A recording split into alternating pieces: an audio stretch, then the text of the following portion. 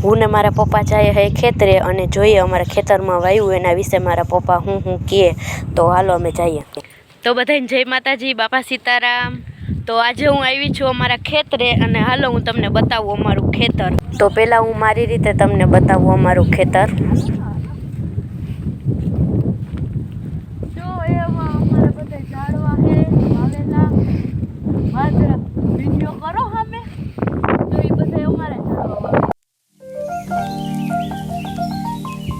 તો આ છે અમારું ખેતર અને આમાં વાવ્યું છે જીરું અને પાલાભાઈ જો અમારે દવા છાંટવા માંડ્યા છે.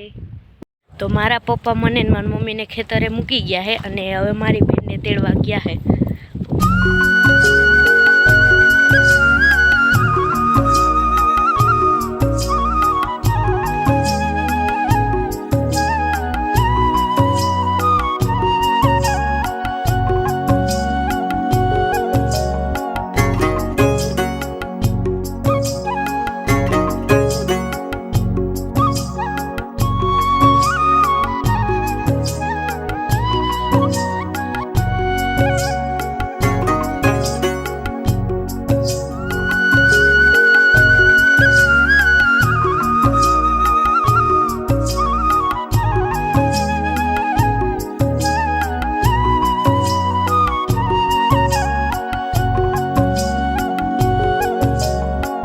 બેનને મારા પપ્પા આવે ત્યાં સુધીમાં હવે અમે ઘડીક વાર બેઠા અને એની વાટ જોઈએ. પછી હું તમને બતાવું કે જીરામાં શું થયું ને. બહુ છે અહીંયા. આવી ગયો મારી બેન, જો જાણે બધું જીરું ઈદ નેદી નાખે. અને એ મારા પપ્પાએ આવ્યો પાછળ પાછળ.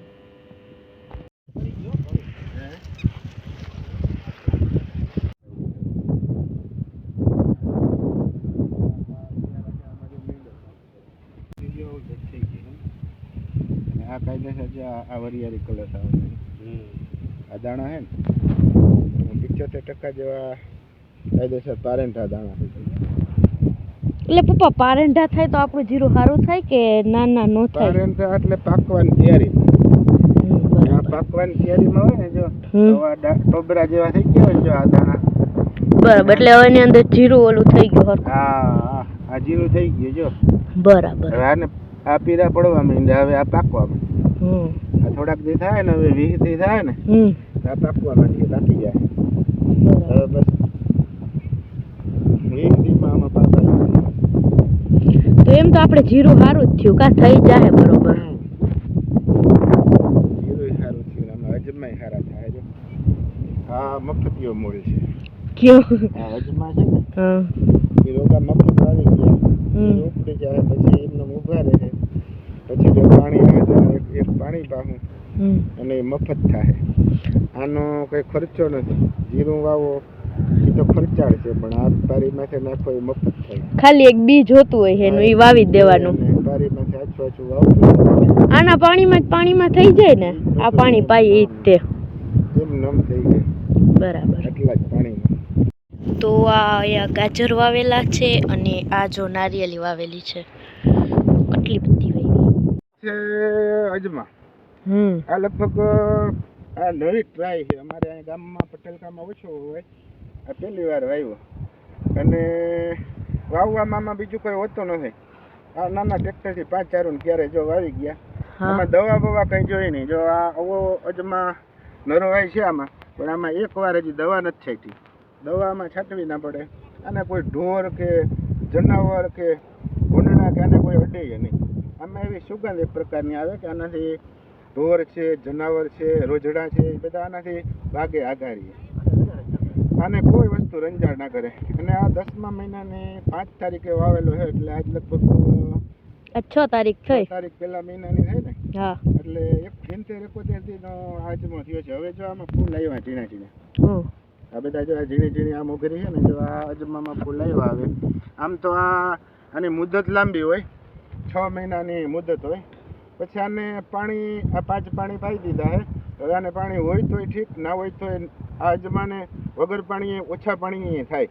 અને આનો ભાવ હવે માર્કેટમાં તો હું આવતો હોય ખબર નથી, પણ પહેલી વાર વાવ્યો એટલે જીરા કરતાં અડધો ભાવ આવે ને તો એમાં વાવવો પોહાય એવો છે. આપણે પહેલાં જીરામાં ભેગા પાડીએ વાવેલા છે અજમા જોયા, એક અલગ વાવેલા અજમા છે એ જોયા. હવે આપણે બકાલા વિશે વાત કરીએ તો બકાલો શું છે કે ખરેખર તો ખેડૂત દીકરાને બકાલું બધું ઘરનું બનાવી લેવું. તો આ લસણ છે, લસણ એક ક્યારો આખો વાવેલો છે, આ 2 ક્યારા ડુંગળીના વાવેલા છે, પાળીએ બીટ વાવેલું બરાબર, પાલકની ભાજી છે, મૂળા છે, આ બાજુ જો અહીંયા ગાજર વાવેલા ગાય માટે માણવા માટે. બીટ છે ને એ બહુ સારામાં સારું, જો આ બીટ છે. હવે બકાલું ખરેખર વાડીનું હોય, વગર દવા છાંટેલું હોય તો આપણા માટે, આપણા પરિવાર માટે ખરેખર બહુ સારું કહેવાય. બજારમાંથી બકાલા લેવાના પડે, મોંઘા ભાવના પૈસા ના દેવા પડે, શુદ્ધ અને ચોખ્ખું બકાલું મળે. જોવું જોઈએ. જો આ બીટ છે.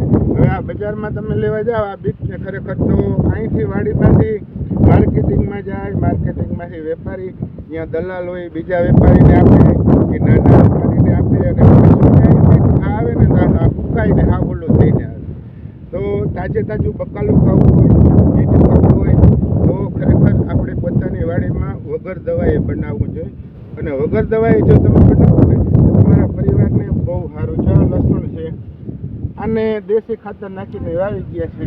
આમાં કોઈ પણ જાતની દવા નહીં, એકલું પાણી પાયું, દેશી ખાતર નાખ્યું, આ ડુંગળી વાવી છે.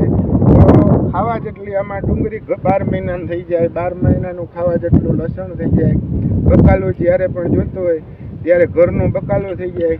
એટલે આવું બધું ખેડૂતે પોતાના ખેતરમાં વાડીમાં પોતા માટે શુદ્ધ ચોખ્ખું બકાલું થાય એવું વાવવું જોઈએ. પાલકની ભાજી પર છે, આમાં બધું બકાલું આમાં અમારે થાય છે ઘરનું, અને ઘરનું બકાલું વધારે પડતો ખાવાનો આગ્રહ રાખે. આપણે તો એટલી કંઈ ખેતીની માહિતી છે નહીં, તો પપ્પાએ જે કીધું એ સાચું. ખેતીમાં જો તમને આમાં કંઈ સમજાણું હોય તો સમજજો, મને તો આમાં કંઈ એટલું સમજાતું છે નહીં. આપણે એલચી વાળો ચા બનાવ્યો છે, દેશી રજવાડી ચા બની રહી છે.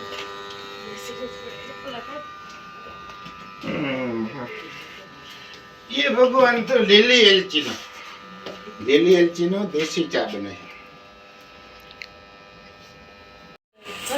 હાલો ખાંડ ભૂકી પડી ગયા. આ છે ડિજિટલ યુગનો ડિજિટલ ચા. હવે ખેતીમાં પેલા જેવું નથી ભાઈ, સગવડ થઈ ગઈ. ટાણે જો અમારે આ બધી ઓટોમેટિક બધો પ્લાન છે, બગડી ગયો લાગે થયો પણ ઓટોમેટિક ના કરે ટપ થાય એટલે આ ચૂલો ચાલુ થઈ જાય. હવે લાઈટથી કરવો પડે. પેલા બનાવતા એ બધા બર્તન ગોતતા અને બર્તન વળી હરગે ના હરગે. હવે ડિજિટલ યુગ આવી ગયો, ડાયરેક્ટ બાટલા માથે ભમી દે. બનાવવામાં વાંધો ન મળે, પણ હવે અમારે પાલાભાઈ એકલા રહ્યા અને એને દીમાં 25 વાર ચા પીવા જોઈએ. જો ચૂલા માથે બનાવે ને તો ચૂલે બેઠો રહીએ, 2 પંપ છાંટે દવાના, બાકી ઘડીક થાય તો ચૂલે આવતો રહીએ. અને એવો અટાણેકતા યાર એટલે ચૂલા વાળું કેન્સલ કરી દઉં, ટોપડી ભરીને બનાવી નાખવાના. જે કરી હા મેંડો કરવા થાય એટલે આમાં શું વાર લાગે, આમાં સુગંધ આવે.